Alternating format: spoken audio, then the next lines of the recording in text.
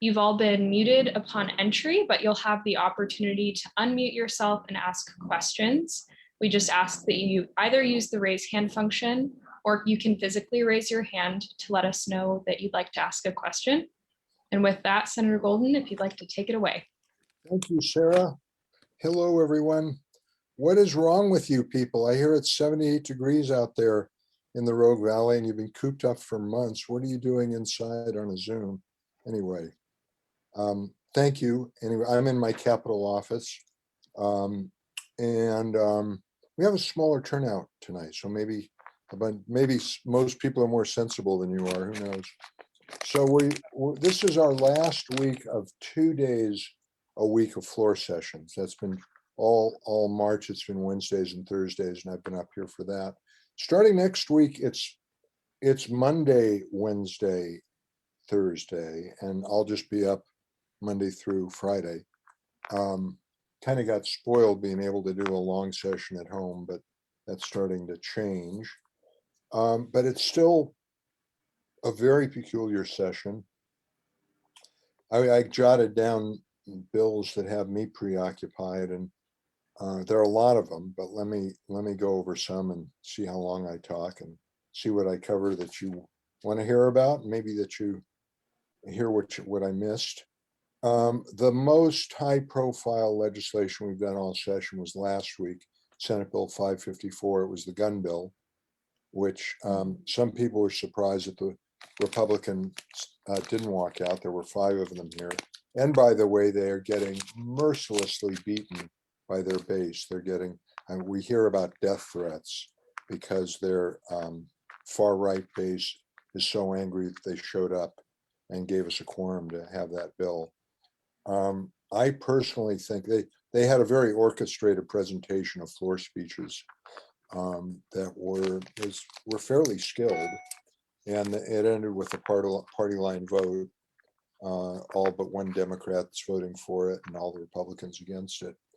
I kind of suspect that it's very likely that they're cooperating with their colleagues in the House and decided that they would show up in the Senate and have a platform to explain how we are completely shredding their constitutional rights. And then that still leaves the House Republicans the option to walk out and kill the bill that way. So we'll see. It was rough. You know, we got a lot of people. I don't know how much mail, might have been a record, and in the many hundreds, great majority against the bill, and talking about what a clear violation of constitutional rights they are. They were statewide, not many from the district. And I should tell you what the bill does if you don't know. There have been a lot of proposals around here. And in fact, in 2019, with the walkouts, there was a gun bill that had 3 parts. And one of the agreement with the Republicans to get them back in the building was to kill 2 bills, that bill and the vaccination bill in 2019. What we just voted on, 554, was one of those 3 parts from 2019. And it's really a local option bill. Until the mid-90s, all local jurisdictions had the right to make their own rules with regard to guns in public buildings. And in I want to say 95, somewhere in there, the legislature passed a preemption law and said, no local government can do that, can regulate or restrict guns in their public buildings.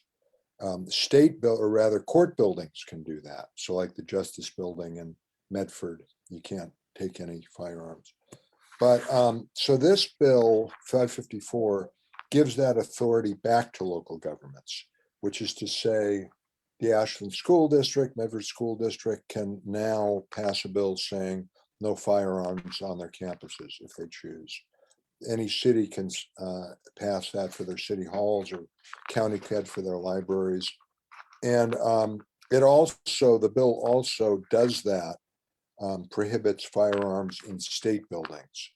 And frankly, the argument of many of my colleagues is we have to do this now because we're in an era where, you know, we have galleries over the Senate floor and the House floor for the public. And we are, you know, in 2019, when we were last open, we had lots of people with assault weapons, open carry in the building. and including up in those galleries. And for some reason, it makes people a little bit anxious. So the decision was in this, with as upset as the current environment is, we don't want firearms in this building. And so it does that, and then it gives the local option back to local governments who really, to tell you the truth, don't want it because it's such a hot potato. And the arguments against it were, some of them were just so militant, basically folks saying, really convinced that any kind of gun safety laws are, a purposeful step towards confiscating all weapons, that that's our agenda. And we're not going to stop. So there can be no negotiating. There's a bunch of those. There's a bunch that I would say was more thoughtful that say, in order to carry open carry, you have to have a concealed handgun license. And if you have one of those, and I think I heard in the debate 300,000 Oregonians who do, you're a good guy. You're a certified good guy because you've gone through this training or some training, background check, all of that to sort of certify that you're going to be responsible with your gun. That's disputed by a number of people who say that's not a rigorous thing. But basically they're saying you're now, the opposition is saying, congratulations, you've made the safest, most responsible gun owners potential felons by just walking into a building, maybe by accident with a gun. And there's a provision in the bill for very obvious signing about where guns aren't permitted. But anyway, I could go on and on, but it's, we're not making any progress in healing that wound. And I would prefer not to see any more gun legislation this session with the building closed. The other bill that I'm getting a lot of mail on still that is dead is Senate Bill 254, which is the removal of the personal and religious exemption from mandating childhood vaccines, essentially the same as the controversial bill in 2019. And a day doesn't go by that we don't get some opposition to that bill. I argued early in the session that we shouldn't take that up. We shouldn't move that forward with the building closed when we couldn't pass it with the building open, that it just wasn't good government, really gave fuel to the argument that we're not open to real transparent government. So that the decision was made quite a while ago not to move with that. I would expect to see it the next time we have a real session with the Capitol open. Senate Bill 852, which was in my housing committee this afternoon with lots of testimony, you may have heard about this. Some version of this has been going on for a while, and it would limit the mortgage interest deduction on state income taxes and use that money for new home purchasing and home ownership program for marginalized communities and people who have are unlikely to be able to purchase homes otherwise. And it's amazing how passionate people get about that. I remember a visit to the Capitol in 2019. It was rally day for realtors, and a dozen Rogue Valley realtors came in and just were adamant against any change in mortgage interest deduction, that this is the tax break that just everyday folks have that promote and allow home ownership. Well, for what this bill would do is it lets you have your deduction on the interest you pay on the home you occupy, your own primary home. If up to $200,000 of adjusted gross income, then it starts paring back, and after 250,000 of adjusted income, taxable income, you don't get that interest deduction anymore on your primary home. And then it would knock it out entirely for second or third or fourth or fifth or sixth homes. And there are people who have that many homes, but people who have other homes that they rent out would still be able to deduct it as a business expense. So it's only people who have multiple homes who aren't using them. And that would raise ballpark $200 million a biennium that would all go into a fund to promote and expand ownership for low and low middle income people in marginalized communities.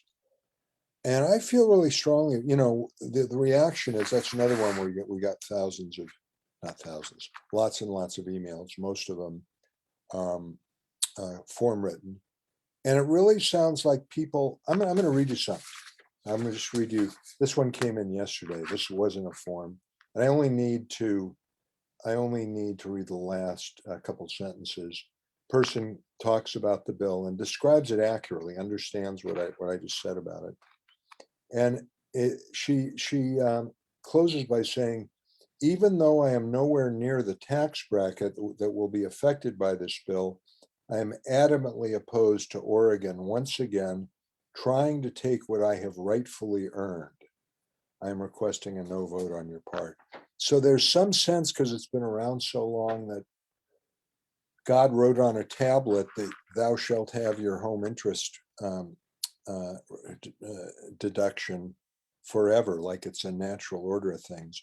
And when you get right down to it, we're spending about $600 million on this tax break in Oregon.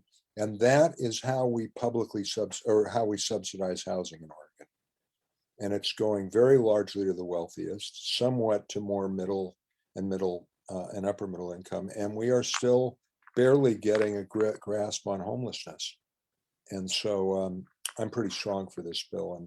And it has had so much lobby opposition that it hasn't been able to move the last few sessions. I'm not sure what will happen this session. 762 is the new number for the omnibus wildfire bill that I've been working on all session, still working on it. It has so many parts to it. It's the first time people can remember that a bill out of a Senate committee and a bill from the governor got merged into a single bill and is officially co-sponsored by the governor and legislators, which I find kind of interesting. But we've been working towards that. And there's, I don't think I'll go into it, but there's so many parts to it. But the challenge, we just got off a call with a group, a coalition of the home builders, the realtors, the Forest Industry Council, the Farm Bureau, folks who don't really want to change very much about building code and defensible space and zoning. And they are continue to propose very elaborate advisory stakeholder processes about how all these changes are going to happen, that I'm really fighting hard because it would push back yet a couple more fire seasons, really implementation of changes. So that's a struggle. I'm optimistic we can get over the finish line on that. I'll mention just a couple more. I talked a lot in my newsletter, and I think last time, about Senate Bill 335, which was my proposal to reform the Board of Forestry and lower the number of industry seats they can have. There's another bill, 337, that spoke to the advisory committees in the Board of Forestry that are almost all timber industry, reforming those. We heard those bills, they got a ton of pushback. I will be frank to tell you that it didn't get much support in my caucus, not because people thought it was a bad idea, but because they say, please, let's not have another fight right now. And it's a big fight. And just yesterday, I withdrew the bills. And the reason is there is a really important mediation going on right now between a delegation of the timber industry and the environmental community that got set up a year ago. They're meeting twice a week. And they agreed that the subjects that they were going to mediate would not be part of any legislation in this session, that we'd let them mediate that. And just recently the timber folks came out and said, this measure is off limits because they might treat it in the mediation and should be withdrawn. And it really concerned leadership. And I thought about it. I think they're wrong about that. I don't think, the timber industry is basically saying there can be no timber related legislation this session because of the memorandum of understanding. That doesn't seem supportable to me, but that mediation is so important that I decided to withdraw this and wait till next session. And, God bless them if they can figure this Board of Forestry thing out. But if they come to an agreement, it's probably going to be a good one. But I am going to continue. I just really think it's super important for us to look harder at and probably revise the rules on who's serving on the governing boards of our natural resource agencies and not just forestry. It just got too much representation by the agencies they regulate. And, I don't know down the road if that can change, but it's going to continue to be a priority for me. The last one I'll mention, which, I find kind of interesting. I may have gotten emails from some of you about it. It's Senate Bill 16, and it allows 200 acres in far eastern Oregon, near the town of Ontario, in a very limited region, to be rezoned from farmland to up to 100 building lots for residential development. And Oregon Conservation Network put out an alert about how it's a priority bill and is so dangerous to the land use system in Oregon. And I generally listen to OCN and what they say. And how do I get straight to the middle of this?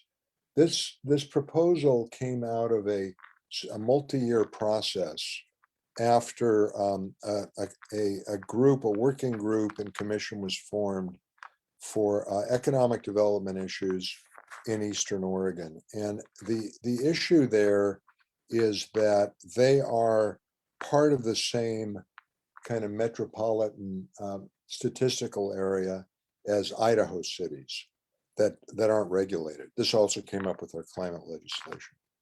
So they are saying in just about every way you can imagine, and especially when it comes to land use and building, they're at a terrible disadvantage.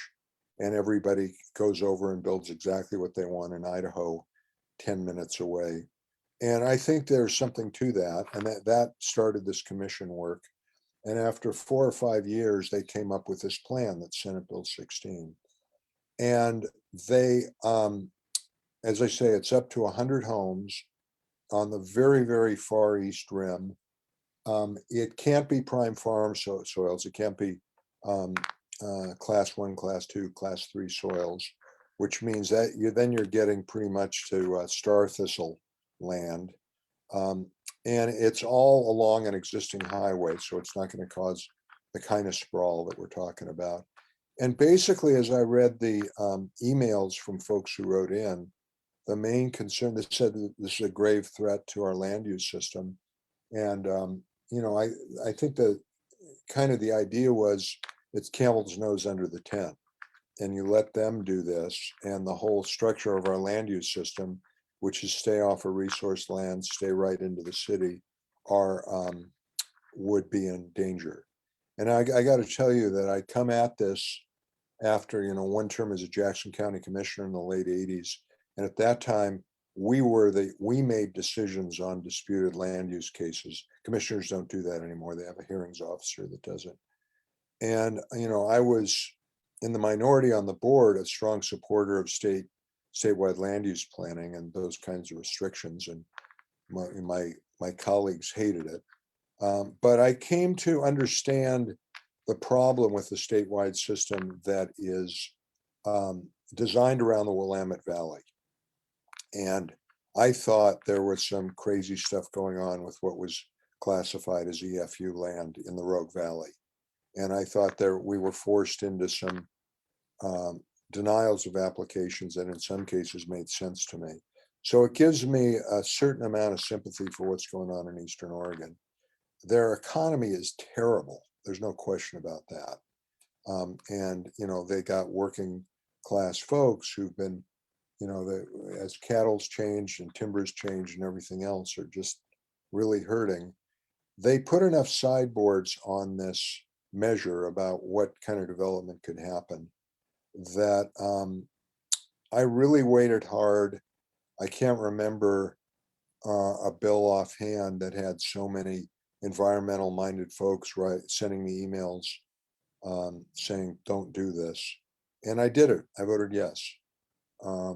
And I guess that's all I'll say about that. I just really disagree that it's a severe threat to the land use system in Oregon. I think that was way overblown when you look at the particulars.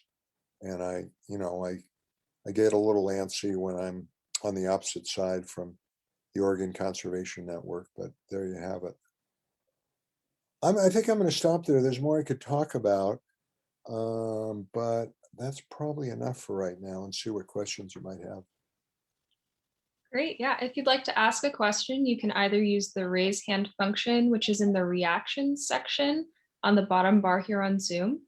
You can also raise your hand physically to let us know that you'd like to ask a question, or always feel free to chat, type your question into the chat and I can read it out loud. Anyone? Great. Karin or Karen? I'm not sure. Go ahead. Yeah, Karen. So I'm just paying a lot of attention to mental health bills this session. And one that has come up is coming out of the governor's work group on implementing the 988 call system. So that is has been introduced as HB 3069-2. 3069-2. Yeah, and it just had its first hearing yesterday. Its next hearing will be on Monday. Anyway, so you may not have actually, had a chance to look at it at this point, but I assume it's a tax measure, fee measure that will be using, like the 911 system, using the telecom fees on phones as a funding source. And I guess, I'm really for it because it's got such great stipulations in for what kind of mental health services. It really focuses on crisis services. It focuses on the hotline. It focuses on mobile crisis response, and it focuses on stabilization centers and peer respite centers. So it would fund to a good degree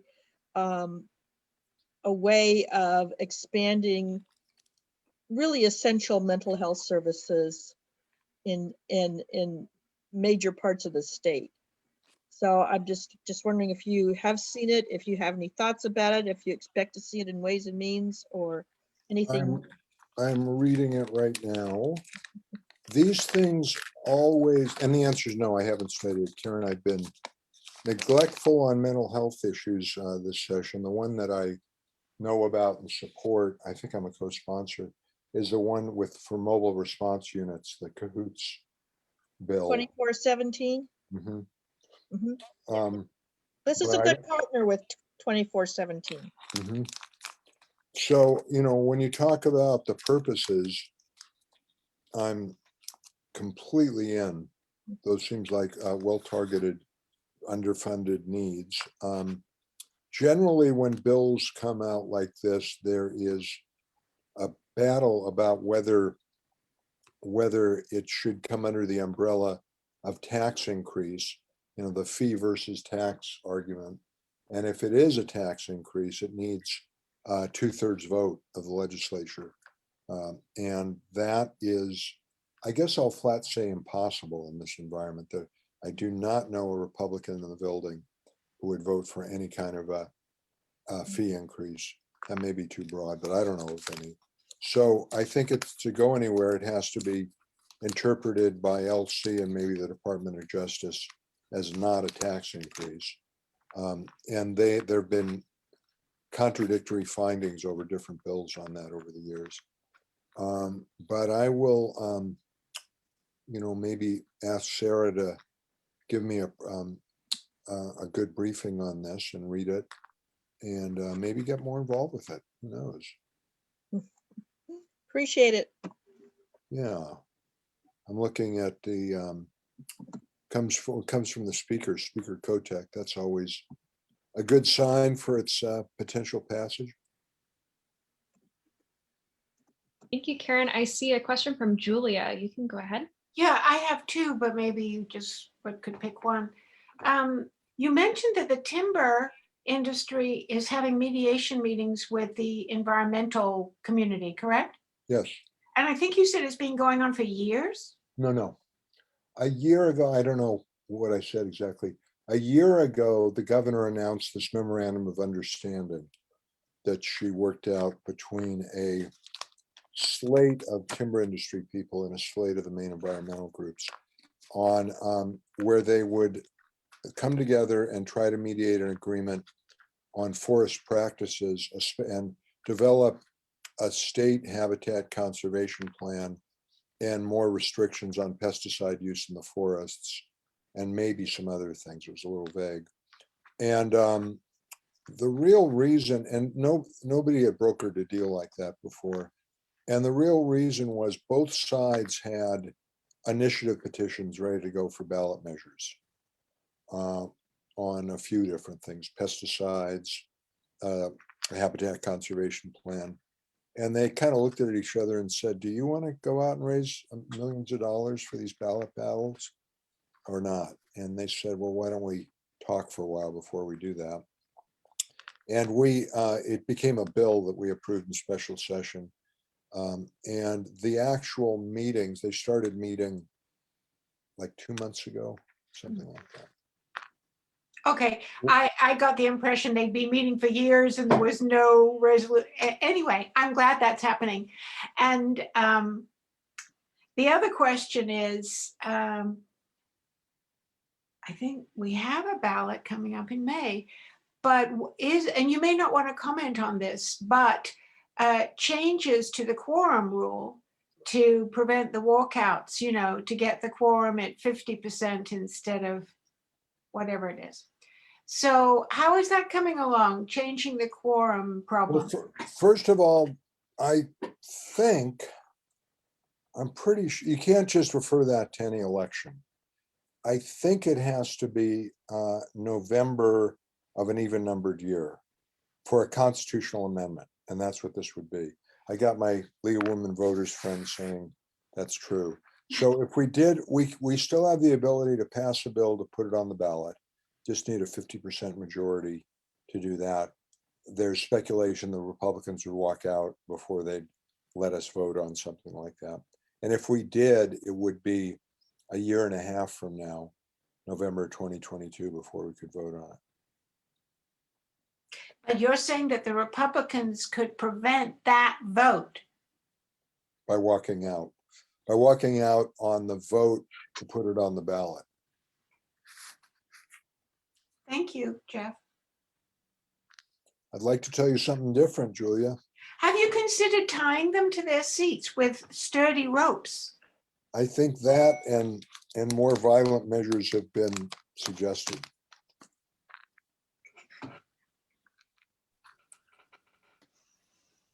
Okay, does anyone else have questions? I see a question from John. John, you can go ahead and unmute yourself and ask your question. Hey, Jeff, how are you doing? Good. I just wanted to thank you for all the work you've done trying to push some forestry practices through to try to alleviate our horrible fires and smoke we've been experiencing the last decade. Thanks. I sent you an email a while ago, just based on my work with Ashland's Forest Lands Commission for the last decade, just kind of outlining my belief that I think there's a lot the state can do to prevent catastrophic forest fires. Obviously, you can't prevent all of them, but I think there's a lot that can be done, and for not much cost. And they seem like they would be win-win situations if we can just break through perhaps some administrative barriers from things like Oregon Department of Forestry, who may be resistant to changing their practices. But what I always remind people is for over 100 years, we suppressed all fire in the state, all wildfire, to our own detriment, because essentially we were not allowing the fairly regular minimal fires to go through the forest and clear up the debris and stuff that's on the ground, the fuel for the fires. And it took 100 years to change that practice, which I think most fire professionals are on board with controlled burning now. But I believe there's more things like that we can do to really change how wildfire is addressed in this state, taking advantage of technology, taking advantage of existing laws, improving communication between firefighting units, things like that. So I'm just wondering if there's any further discussion about some of those ideas that we could actually implement in a fairly quick fashion, because as you know, we are coming up to another summer of fun potentially here with it looks like we're going to be in a drought condition. So, And I'm just really sad to say we're not going to be changing much on the ground in time for this fire season. It's just been too many fire seasons, and I'm turning into a kind of a cranky, I don't know, conservative guy about how slow government moves. And I didn't know it was John Williams before you turn your video on. Of course, hello, John. Well, one thing is I'd like to ask Sarah or Andrew to send you a copy of Senate Bill, a link to Senate Bill 762, which is the omnibus wildfire bill I just talked about. Yeah. So you could see what and the degree to which those things are addressed in the bill. A lot of it isn't. I will make a comment on the challenge of suppressing too much fire, which you're quite right. There's close to unanimous agreement that that's a big reason for our problem, that we, for millennia, there was a natural cycle of burns that kept the fuel load at a reasonable level. And Smokey the Bear said, it's up to us to put out every fire every time. And that was part of the accumulation. While there is agreement about that, there's some real problems, real pushback against the notion that we shouldn't put everything out, that if we let some of this burn, we're going to do ourselves favors with fuel reduction down the line. And if you talk to the agencies, they'll say, yeah, I know we oversuppressed, but now we are in an era, probably climate caused, of such vicious and erratic winds that we can't let things burn with the level of confidence we used to, and the level of confidence that we could contain it and know where it's going to go. And so it makes them more conservative. And they get, there are a couple of the fires that burned in, was it the South Oban chain? Over the last few years, there have been 3 or 4 fires that are notorious. You hear about them all the time. One is Chetco Bar west of the Rogue Valley 3 years ago, that were small, were in the 5-10 acre realm for days, and then flared up into these huge things. So the agencies take this constant pounding about how it's their fault, and the federal agencies for not putting fires out aggressively enough. So none of the managers want to undergo that. And the fact is that, we're now in conditions in the summer, smoke conditions, that if you allow a burn, more smoke, you're going to allow more smoke into the valley. And the social tolerance for smoke now is just nil. And I understand that. So even though we know from a forest science perspective, we should let some of these fires burn the way they have done for millennia, practically speaking, it's hard to do. We're kind of in a dilemma about that. Yeah, and of course it depends on the particular conditions of that fire and the season, Right. whether we should let it burn. Can I ask a somewhat related question, since you were talking about public tolerance of smoke? Oregon, as you know, is one of the last vestiges of burn everything in your yard during the winter. And just in the last couple of weeks, I've seen the valley smoke level increase simply by a relatively few pile burns on rural properties. And there's got to be better ways to address that issue other than sort of keeping an old rural based rule that just for legacy purposes, which it kind of seems like we're doing. I don't know, does anybody at the state level ever talk about getting rid of burn days and having rural properties get rid of their debris in other ways? I don't think so, because we are so concerned with the fuel buildup. And the fact is, if you let people burn, they'll get rid of it. But if you say you've got to haul it off or bring in a chipper, they won't. And bottom line, we want more of that fuel, especially around communities. Now in Ashland, I'm going to confess that I burned a couple weeks ago legally in Ashland. In Ashland and in most cities, you need a special permit. And Ashland is very strict about what they basically, Ashland says, if there's a viable way for you to haul it off, you can't get a permit. And now that's not true outside in unincorporated areas. You can burn as long as it's a burn day. So it's, again, it's sort of a practical approach that tries to balance out what's going to get people to reduce their fuel and how much smoke can we tolerate in the off season. And Ashland's pretty strict, but the county isn't. Yeah, good point. Yeah. Thank you. Thank you, John. Are there any other questions? Yes, I saw Cheryl, your hand first. You can unmute and go ahead. Hi, Senator Golden. Thank you so much for having this town hall. Sure. And also, thank you for being one of the lead sponsors on the SJM5. And I wanted to find out from you, that happened about 3 weeks ago when it got out of committee and is waiting to be voted in the Senate floor. If you have any idea of when that might happen. Now, that is the encouragement to Congress to pass a fee and dividend climate measure, correct? Yeah. Yep. Are you with Citizen Climate Lobby? Yes. Well, good for you. I'm the co-leader of the Southern Oregon chapter. Okay. Yeah. Well, thank you for what you do. What have I heard about that? I can't answer that. Maybe let me ask Andrew. Well, It's scheduled for a third reading on the 7th.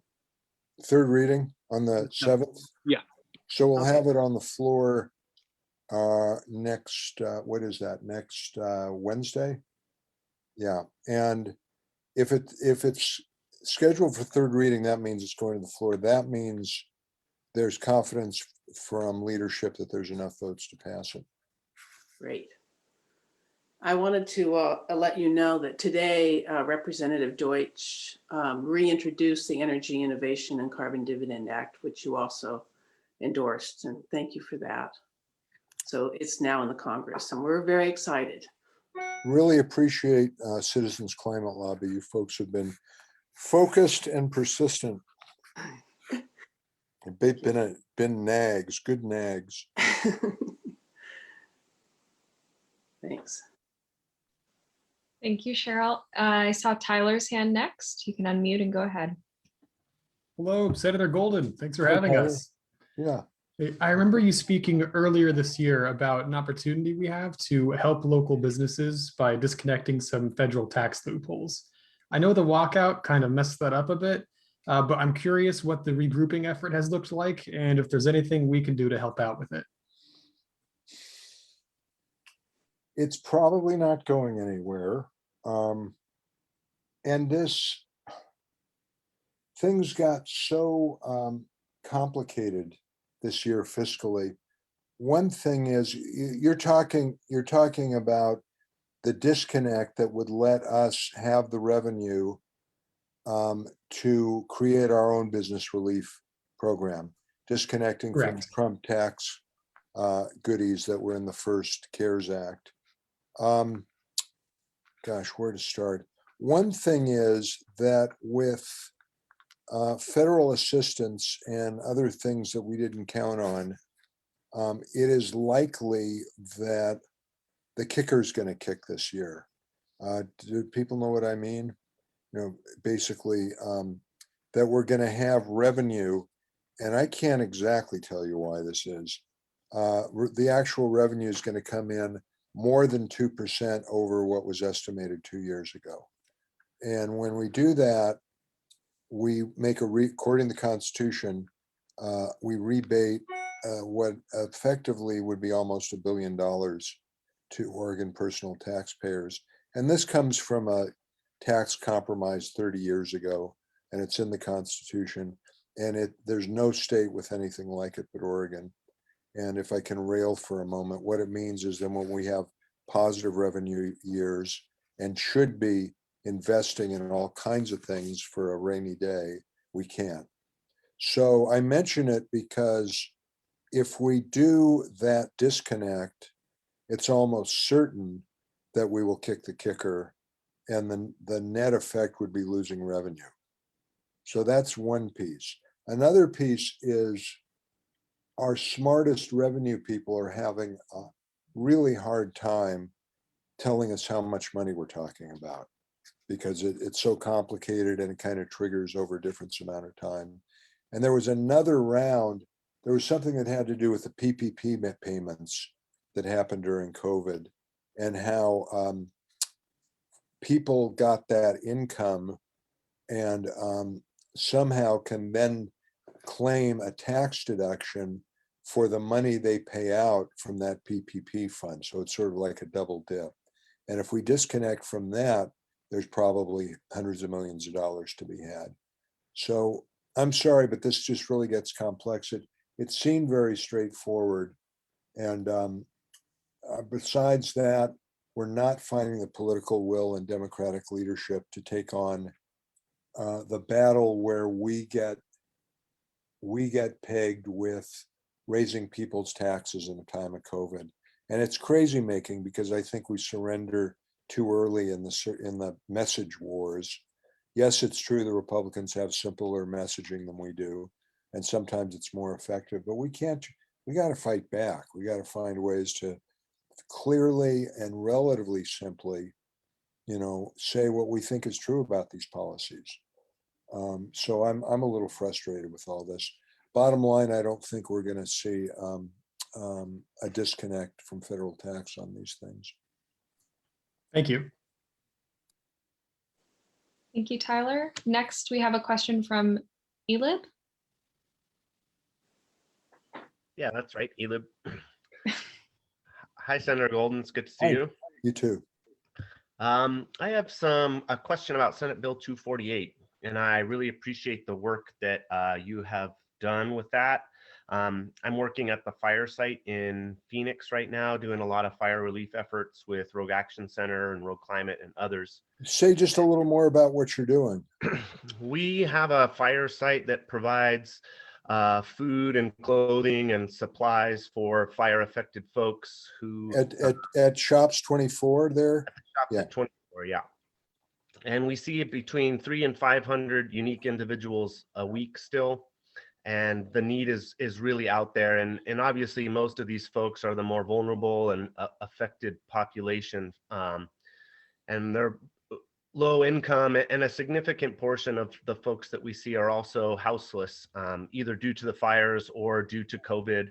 And so there's some great language in the bill about resiliency and building resiliency towards fires.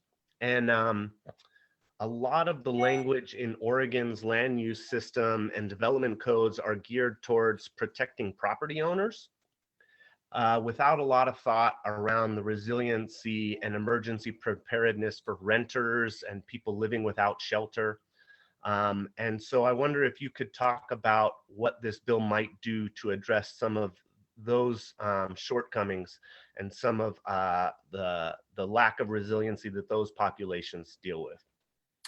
I think the bill that is more directly addressing that is the wildfire recovery bill, distinct from what was 248, now 762, which we call the wildfire omnibus bill. And that's a bill that we're crafting jointly with the House. We're looking at, I can't say for sure, but somewhere between 300 and 400 million dollars for recovery from the 2020 fires, which isn't enough. And it's, and it's looking at a number of things like relatively rapid construction of apartment complexes, basically, or any other kind of sort of multifamily living we can think of. There's money for that. There's money, and actually, I think it's implemented now. We're putting out navigation centers. There'll be one in Medford where people can go in and just, people who are not equipped to deal with the bureaucracies and all of that, to try to get assistance. There was a story a little while ago about the very high percentage of people who are getting rejected for their FEMA relief applications, which is terrible. And, FEMA says, oh, don't give up, apply again and we'll look at, make a correction and apply again. Well, they're not really very mindful of the kind of people we're talking about, some of whom have no computer access or, I hate applying again, and I'm supposed to be good at this stuff. So we're putting on the ground in a few communities, including Medford, navigation centers where people with really acute needs can get them met. So that's short term. Longer term, we're going to be putting as much as $300 million into housing. And the bulk of that will be for the Almeda fire, because there were only 2 fires that had significant residential loss, and it was the Almeda fire and the Santiam Canyon fire, which wasn't nearly as much. But we're going to make a much greater investment for people with marginal housing than we would have any time before. And just with, I think, we succeeded in getting $25 million for property acquisition so we could have developments that are not for profit and tenant co-ops and tiny house villages and that kind of thing. And there are apparently 2 or 3 deals that are close to getting closed, I think, but it's not public, so I don't know. Some of the mobile home parks that burned along Highway 99. That's all going on. But that all said, the response hasn't been as fast and as agile as we need. There's still state's still spending a lot of money keeping people in motels, but I'm sure there's an unmet need. A lot of people left. I'm concerned with what I'm hearing about Medford law enforcement and what's going on the Greenway. They're voting right now, I believe. Oh, really? Yeah. So, I don't know what to say. We're deploying a lot of money. We're trying to move fast. We're not good at moving fast. And I suppose we could be doing worse, but there are a lot of hurting people out there. Yeah. A follow-up question, I think, is as the state looks to increase our resiliency and our emergency preparedness, I saw mention, I think, in this bill that there's an effort to make the emergency alert system available more electronically. And I just want to flag that many of the folks in those communities would not have been served if they would have had an email update, and that ensuring that radio and television still carry a significant role in the emergency preparedness system because of how vulnerable and of accessibility issues within those communities. Point well taken. Yeah, that's right. You're exactly right about that. And at the same time, we've got this unbelievable tool of texting that has not been deployed as much as it should be. But staying aware of people who can't or aren't texting, don't have the device, is really important. Thank you. Thank you. Well, is that it? Shall I end class early tonight? Yes. I just had one thing that I wanted to alert you to. So House Bill 3112 is the cannabis equity bill that's coming through.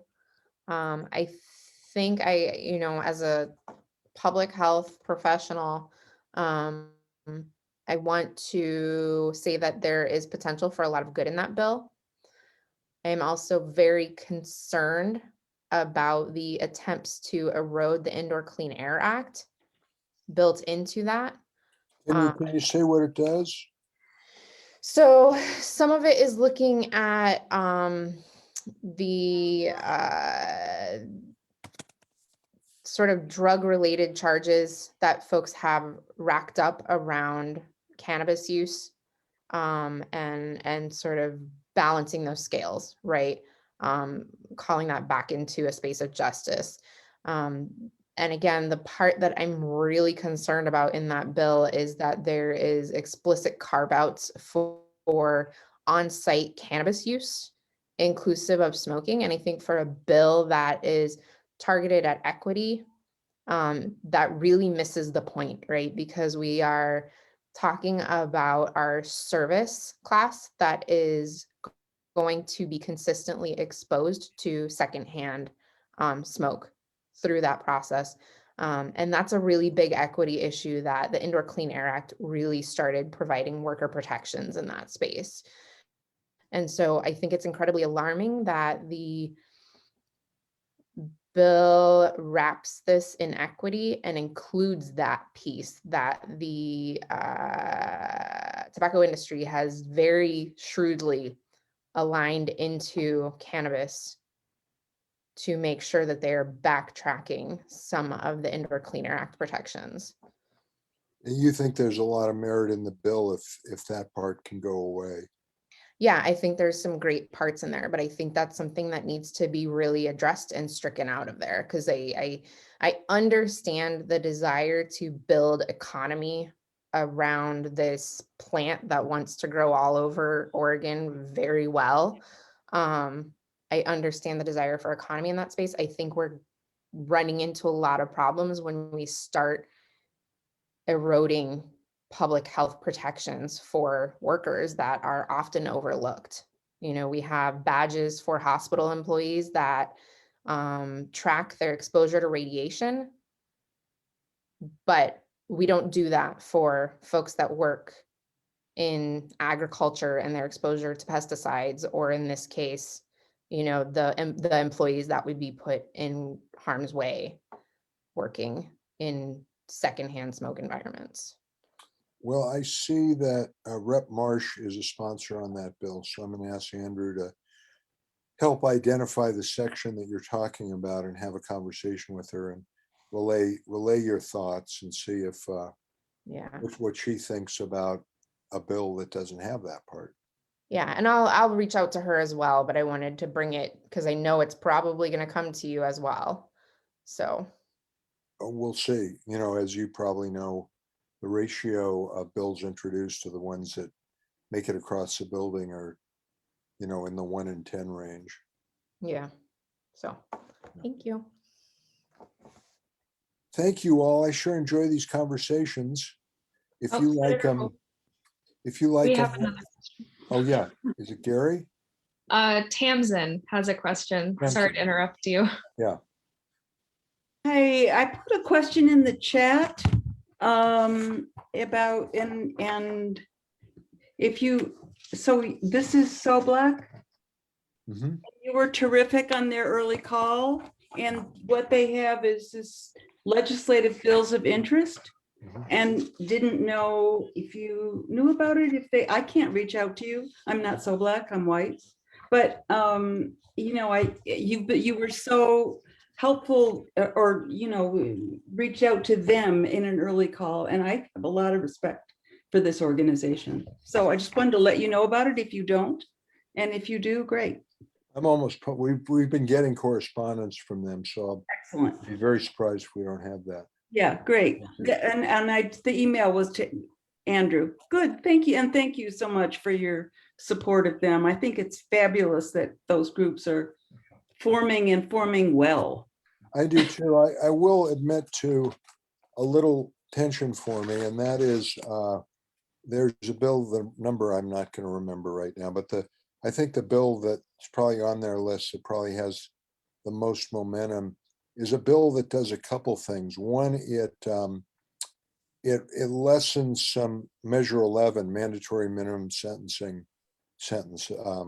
crimes or sentences, and that part of the bill would need a 2/3 majority because Measure 11 was passed by the people, and we need 2/3 majority to contravene something the people passed. And this is another one. It's very hard to imagine a Republican voting for mandatory minimum sentence relaxation. But there's also some very specific prohibitions on what local police can do on, on the order of stopping someone for a busted headlight, that kind of thing. Things that have been legitimate problems in the area of racial profiling. I met with local law enforcement, our sheriff and our chiefs of police, and I'm gonna admit to having pretty high regard for Rogue Valley law enforcement heads. It ain't perfect, and they come from a certain background and training, but and I'm quite clear that there are people from Soblack who would not agree with me on this, who've had experiences that I haven't had. But they pointed this bill out, and about they didn't talk about Measure 11. They talked about the 7 or 8 prohibitions on local police practices, and they said this is bad. This is bad for us in the Rogue Valley, and I think they would reject that they do any profiling, and I think almost certainly just about all law enforcement does some, whether they're aware of it or not. So I'm not saying it's there's no problem here, but I am saying it could be we come to a vote where I may not line up entirely with the folks who are really focused on racial justice. Well, this is a 15-page list of a number of different, so Okay. you're getting their information. Great. Okay. I There we didn't go. know. I had just heard you reach out, which I was so glad to hear in one of their early calls. Thank Great. you. Thanks for Yeah, that. thanks. Was there anything else? 6:01, not bad. If you like these, we're going to do through the session. So how many more is there? There's May and June, first Thursdays of May and June. And that's kind of probably the end of the session, but invite friends to join us if you'd like to. Thank you very much. And thanks for the bills you alerted us to. Thank you. You, Jeff.